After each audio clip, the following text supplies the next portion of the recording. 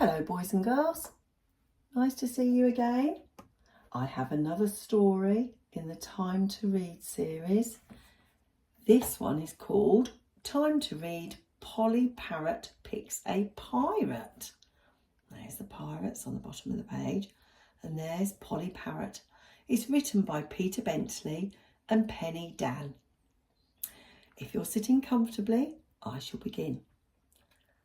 Let's turn over the page and see how the story reads. Polly the parrot was sick of her tree. Same old branches and leaves, same old nothing to see. Same cheeky chimps with their same cheeky tricks. I'm fed up with living out here in the sticks. She squawked, it's a life on the ocean for me. I'll find a pet pirate and sail off to sea.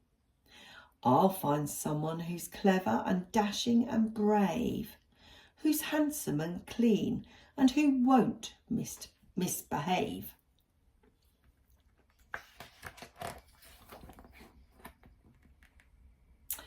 So off fluttered Polly that very same day to the inn by the harbour at Buccaneer Bay. There sat the pirates with all of their crews. Now, wondered Polly, which one shall I choose? There are many pirates here, aren't there?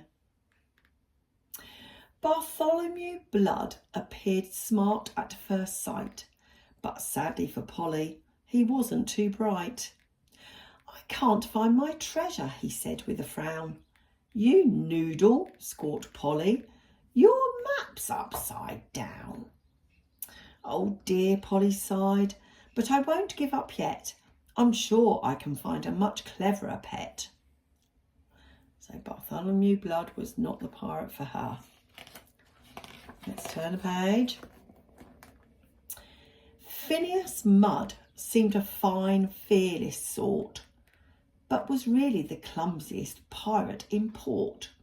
He swung from the rigging with daring and dash, then slipped on a barrel and crash and kersplash. There he is upside down in the sea. Oh dear, Polly sighed, but I won't give up yet. I'm sure I can find a less bumbling pet.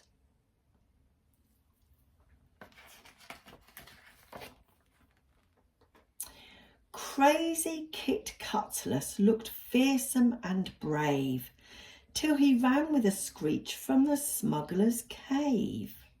I think he's running along there. As Crazy Kit trembled in terror beside her, Polly peeked in and discovered a spider. Oh dear, Polly sighed, but I won't give up yet. I'm sure I can find a less cowardly pet.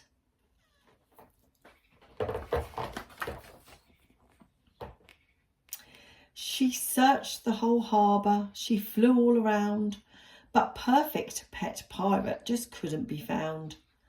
Gentleman Ned was too fond of his clothes. Two-Toothed Trelawney kept picking his nose. Ugh. Mad Dog Domingo wore stockings that stank. And Jack Salamander kept walking the plank. Sighed Polly, I can't find the pirate for me, so it looks like I'll have to go back to my tree. She was just heading home when she heard a man say, there's a big pirate battle in Buccaneer Bay. Redbeard is fighting with old Peggledy Pete. They're the very best pirates in all of the fleet. At last, Polly thought as she turned for the sea, they sound like the perfect pet pirates for me. Shall we turn over and see if they are? Oh dear, smash went the pirate and wallop and crunch. They fought all day long with a short break for lunch. Surrender, said Peggledy Leg, but Redbeard roared, never. Surrender yourself, I'm the best pirate ever.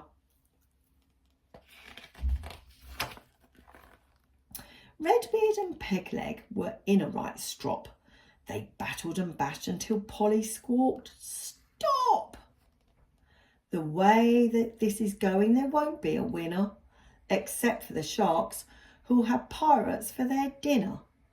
Why don't you stop fighting and simply agree that you're both the best pirates who sail on the sea?"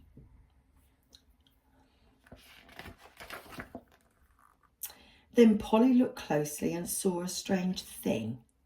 That massive Redbeard, was it tied on with string? Oh, she found a piece of string. So she tugged at the beard and it fell in the sea. "Great galleons," gasped Pegleg. "Old Redbird's a she." "Do you know," chuckled Redbeard, "this parrot is right. There's really no need to continue our fight." "Why don't we join forces?" said Pegleg. "With pleasure.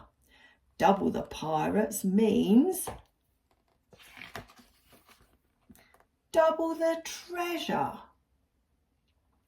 Pegleg and Redbeard were married that night. They danced round the mast and forgot their old fight. "Hooray!" Polly cried. "What a fabulous do! I wanted one pirate and now I've got two. They're clever and dashing and fearless and brave, but I might have to check that they don't misbehave."